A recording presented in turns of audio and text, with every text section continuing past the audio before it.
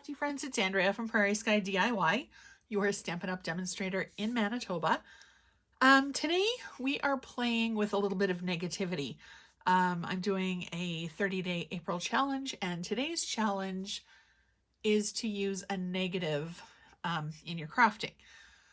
So the negative is basically anything that is left over from where you have cut or punched or basically somehow gotten a shape that you can fill in.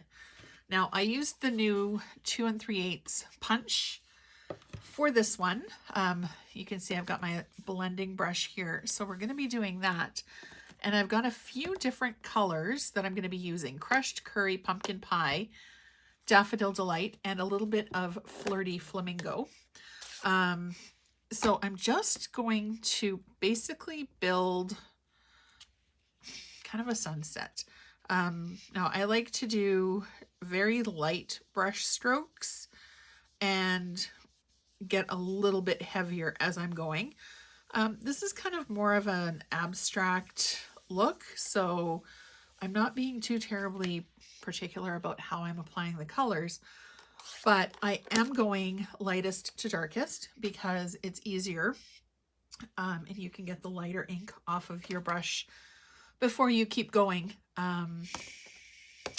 Do Daffodil Delight next, because you don't want to have your darker ink going into your lighter ink pad. And we're just gonna start building up our color here. If you wanted, you could use washi tape to hold your paper down. And I'm just being really careful not to go over the edge here.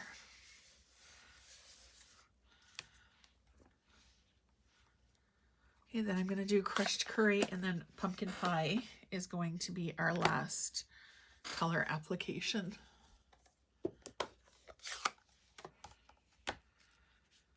Want to make sure that you've got your... I was debating pulling in some blue, but I'm not really sure about that one yet. And then we're going to be using another punch. This is actually going to be a very simple card. 2 punches and a little bit of ink, and that'll be it for this.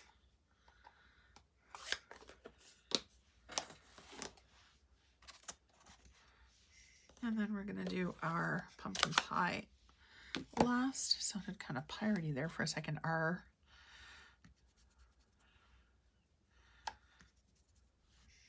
Oops. Line this guy back up a bit. And then we're just going to layer our color and just keep building.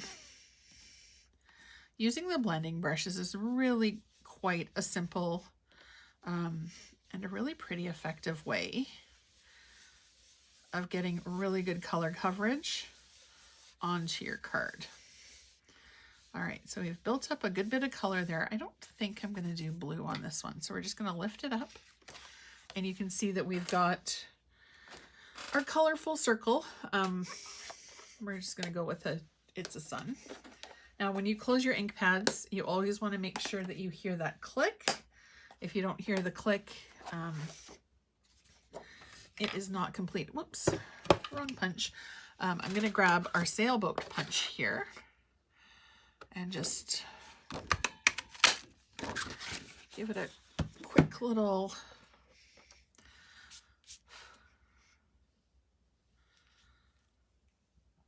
Okay, and then when we build our sails, let's see. I always need to double check with this one which way our sails go. And I'm probably going to put them on the wrong way anyway. There we go. All right.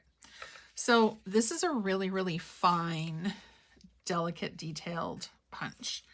So I'm not putting a ton of tape onto it. If you wanted to, you could use glue dots before you adhered our... Actually, I'm going to move that up a bit. You could use the adhesive sheets if you wanted to before you apply anything.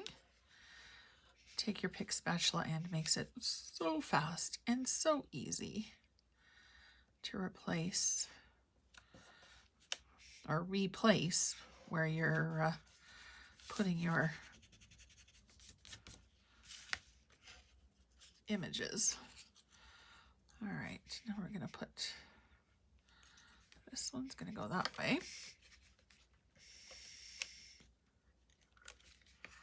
I love boating. Sailboats are not something that I've ever really used or gotten on. Never ridden on a sailboat. Okay, and then we're just going to place this guy like this. And then we're going to grab our sentiment from Biggest Wish. After we locate, we're going to do pumpkin pie for our sentiment. Oh my gosh. There we go. I knew I had a stamp block somewhere. So we're going to do our happy and birthday in pumpkin pie. And then we're going to add some rhinestones just to pulling it up a little bit. I just want to make sure that I'm getting... There we go. I think it's almost time to re-ink this guy. So happy. And then we'll grab our birthday sentiment. Well, that could have ended badly. Thankfully it didn't. We're just going to have it kind of go over top of each other. And then grab our rhinestones with our take your pick tool.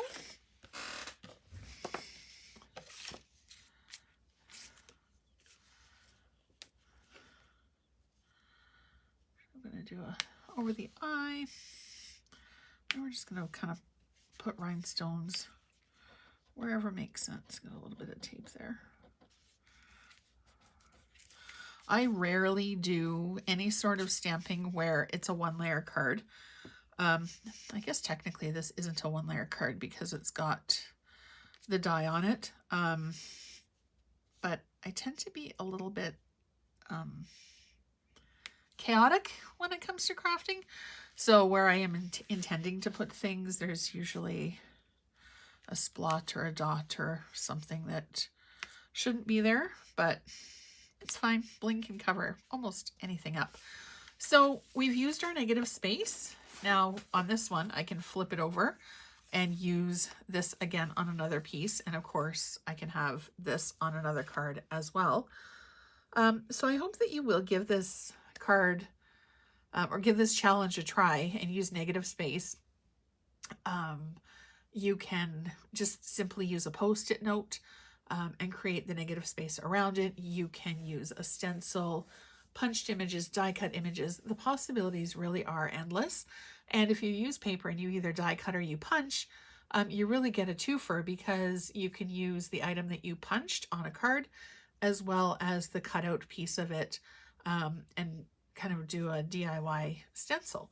So thank you as always so much for watching. I truly appreciate you hanging out with me for a little bit today. If you have any questions, pop a question or a comment down below. I always respond.